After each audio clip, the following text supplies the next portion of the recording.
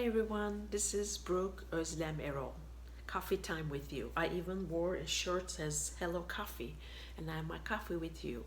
So it's been a while since I did tape about our topic, so I have some catching up to do.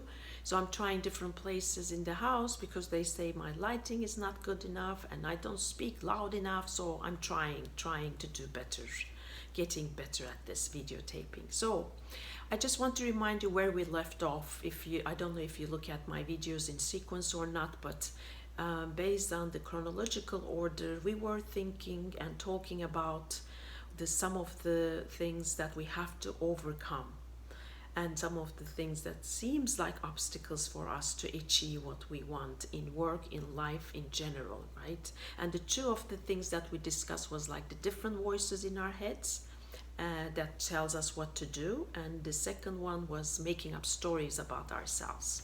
So just to continue on that conversation, what are other things that stops us?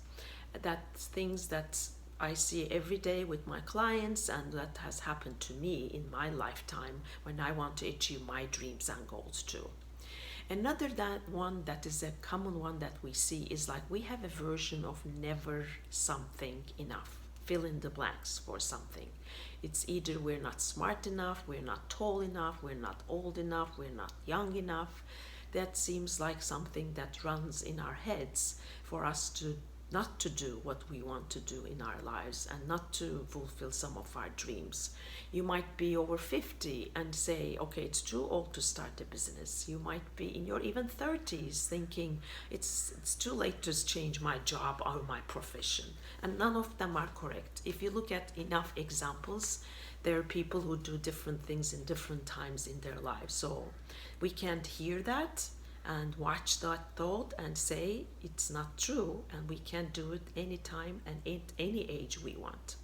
Another one is like we have a need to have a lot of approval, and that starts in our childhood because we feel like it's conditional love that we get from parents. When we do something that they like, we get all the smiles and the love and the hug. So we see that if we get approval about the things that we do, it makes our lives easier too.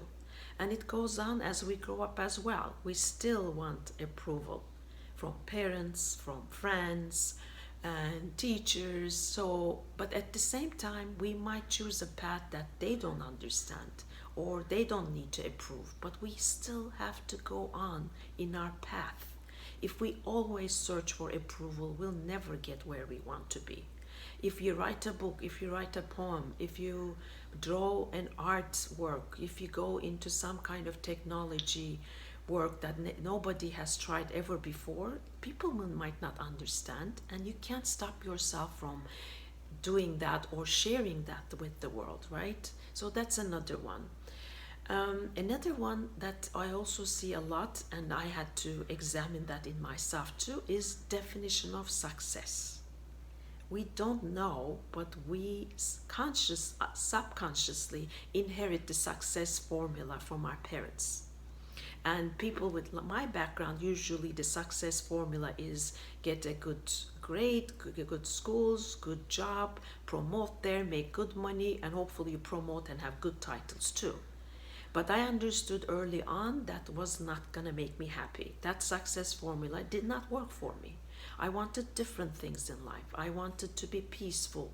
I wanted to go to bed feeling good about what I did that day. I wanted to touch people's lives. And I want to do something that is aligned with who I am.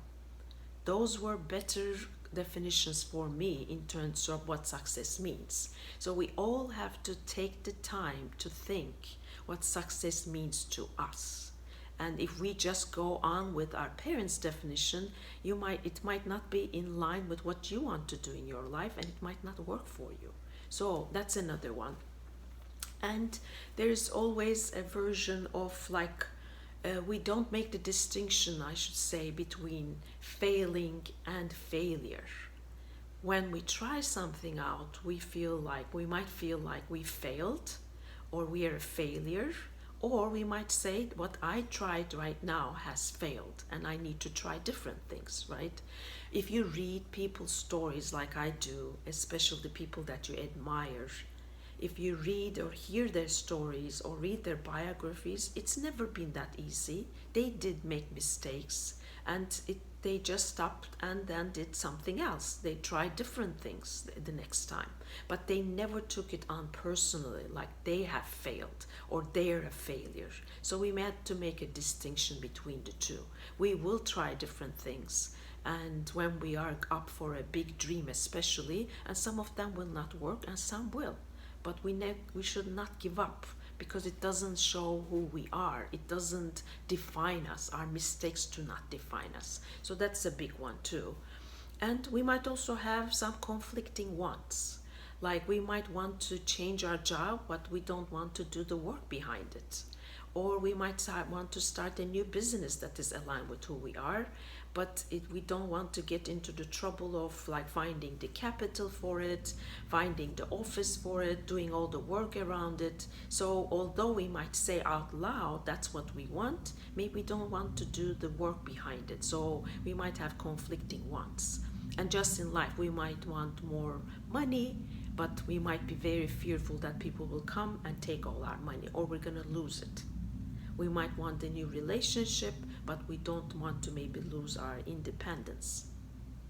So we have to look if there's anything that hinders us from reaching that goal or that dream, which might be an excuse that we're making up. And of course, the last one that I want to mention is our comfort zone. That's something huge for us, for all human beings.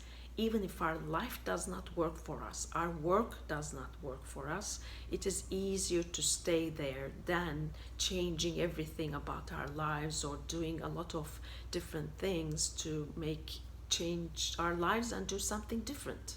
Comfort zone is really comfortable, and nothing changes in our comfort zone, unfortunately, especially if you're up to something big in your life.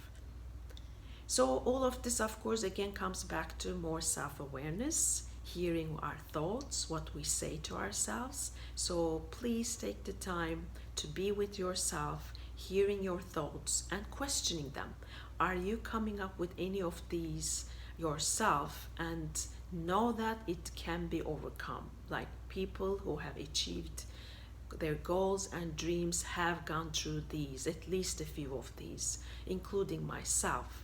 But it might not need to stop you. There is a way to understand them, bring them to our conscious, and overcome them to do what we love to do. So this is all for today. Thank you for listening, and see you next time. Bye-bye.